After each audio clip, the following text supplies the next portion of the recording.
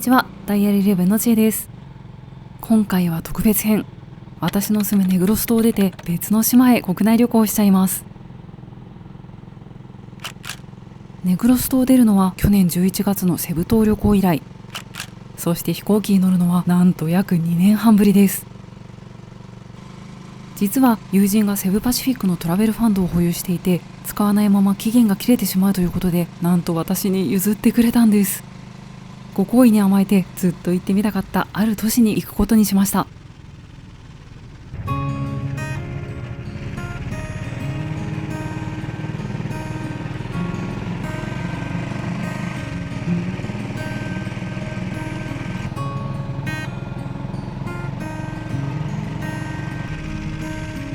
デマゲテの中心部からトライシクルで約15分、空港に到着。搭乗券と ID を提示して荷物チェックを受けて空港の中に入ります。各航空会社のカウンターがこちら。シブラン空港では現在セブパシフィック、フィリピン航空、エアアジアの3社が就航中です。このエリアには少ないですがお土産屋さんもあります。ちなみにチェックイン後もこの隙間のような出口からさっと外に出れちゃいます。フィリピンの国内線はしょっちゅう遅延するので時間を潰したい時に便利です。こちらが搭乗口のエリアです。小さい空港なので搭乗口は2つだけ。コロナ禍の直前にリノベーションが完了して建物もすっかり綺麗になっています。以前はなかったボスコーヒーや軽食屋さんができていますね。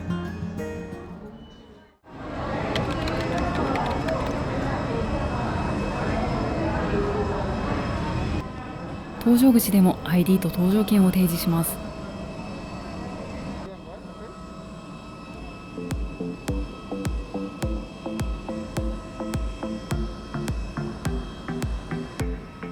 建物のすぐ目の前にたった1本の滑走路。飛行機までそのまま歩いて搭乗します。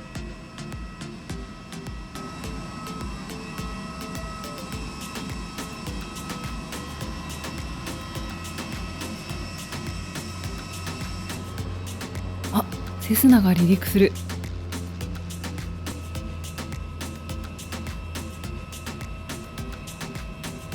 この空港ではデマゲテの航空学校ロイルのセスナも発着しています。いよいよ登場。2年半ぶりの飛行機。今私はめちゃくちゃ興奮しています。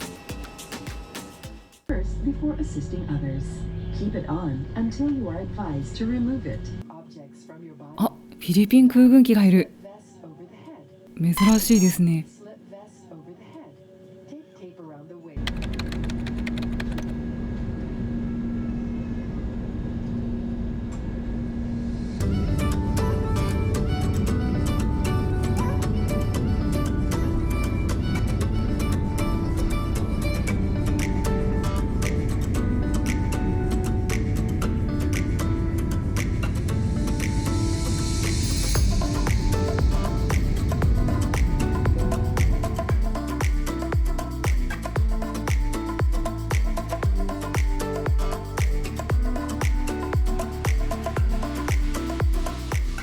飛行機は離陸直後に大きくカーブしてネグロス島を北へ突っ切ります。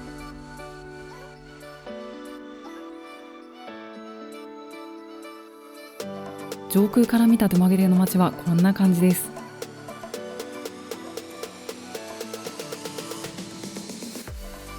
ここがオコイ川で、サンホセの海沿いの国道。あ、マザリンガハイツの桟橋。タンピの港も天気がいいのではっきり見えますね。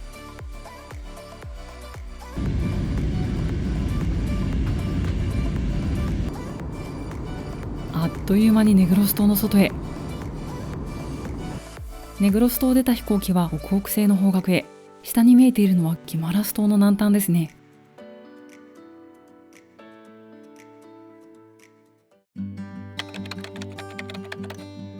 今回トラベルファンドがたっぷりあったので贅沢に機内食をつけちゃいました。こちらは卵サンドイッチ。ほかほかで卵たっぷり、想像以上に美味しかったです。こちらはセットのアップルティー。ちなみに帰りはフィッシュフライバーガーでした。 LCC で機内食をつけたのは初めてだったんですが、やっぱりあると嬉しいものですね。セブパシ名物クイズ大会が始まりました。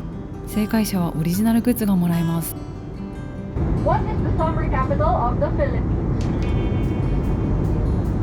The answer is Baguio. なぜ夏の首都かというと、バギオはもともとアメリカ統治時代に避暑地として作られた町で、酷暑の時期は政府機関がバギオに移転されていたからだそうです。バギオもいつかぜひ行ってみたいですね。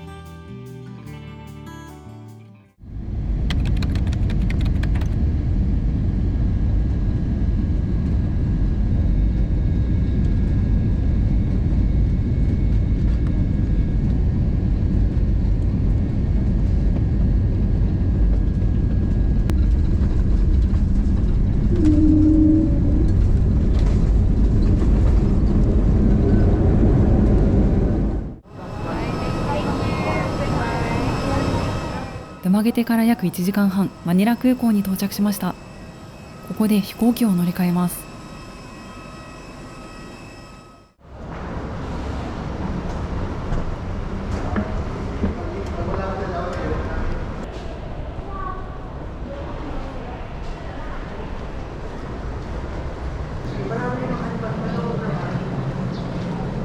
何のチェックもなく外へ出れました。少なくともドゥマゲテマニラ間の空路移動はパンデミック前と全く同じ状態に戻っているようです。さて、実は乗り換えの待ち時間は2時間半の予定だったんですが、便の変更で5時間待ちになってしまいました。せっかくのマニラ、これはもう空港の外へ繰り出さない手はありません。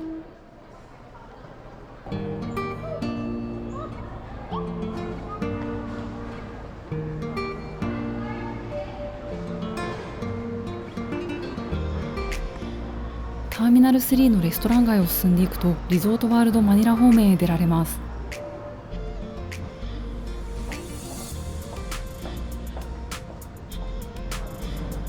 ターミナル3のレストラン、まだまだ閉まっているところが多いですね。ここの日本食レストランでラーメンを食べるのが大好きだったので、ぜひ復活してほしいです。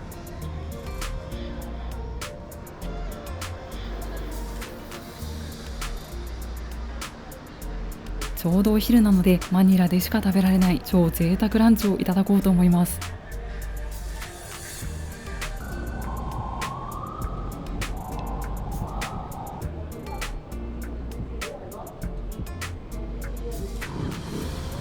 向かったのはホテルオークラマニラ。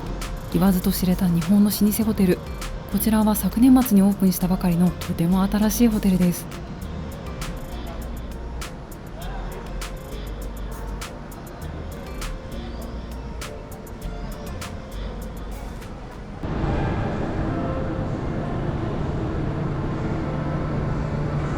すごい。ドゥマゲテとは全く違うきらびやかな空間に圧倒されてしまいます。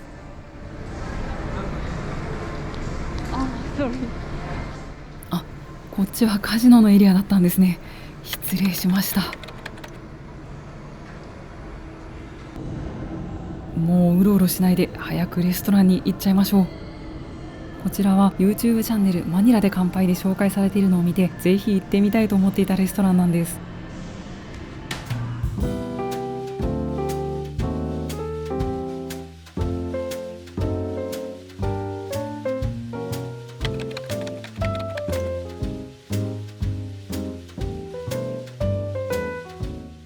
このマスクホルダーとは一体。あ、なるほど。左のポケットに自分がつけてきたマスクを入れて、右にある新品のマスクをもらっていいということですね。サービスが手厚い。ドゥマゲテではまずお目にかかれないザ日本式のおしぼり。めっちゃいい匂いがする。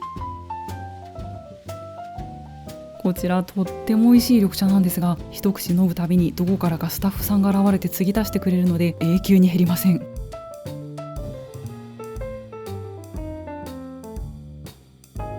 さて、こちらがランチメニューですね。今回は大奮発、来ました。その名も山里弁当。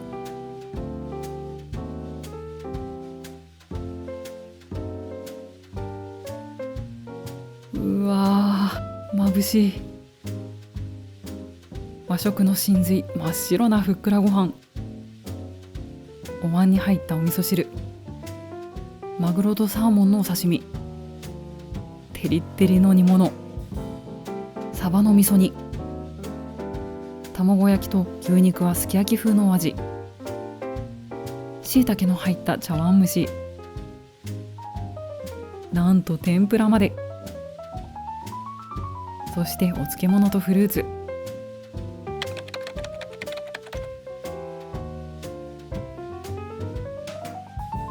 近代的ながら伝統的な和のイメージを感じられる空間。先ほどマネージャーの方がご挨拶に来てくださって、内装のこだわりも説明してくださいました。こちらの壁のアートはなんと和紙を使って再現した鳥獣戯画だそうです。海外の地で、しかもコロナ禍の真っ只中、新しいホテルの立ち上げには私には想像もつかないような困難がきっとたくさんあったのではないかと思います。フィリピンにいながらこんなに素晴らしい和食をいただけて、素晴らしいサービスを受けられて、本当にありがたいと思いました。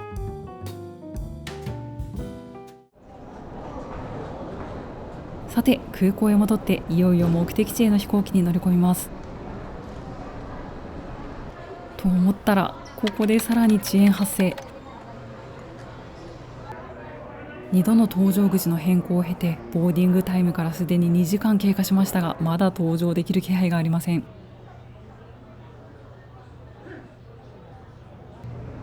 2時間半の遅延でようやくボーディング開始。フィリピンではあるあるとはいえ、皆さんちょっとお疲れの様子です。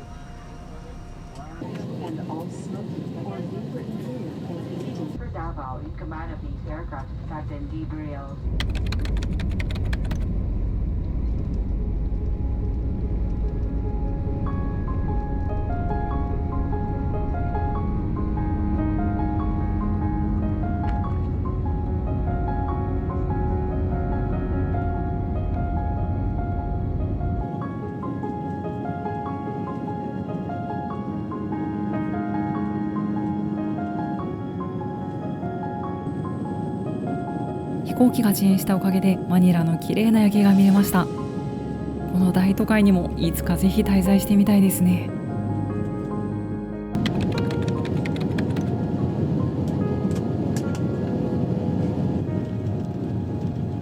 マニラから約2時間、ついに目的地に到着です。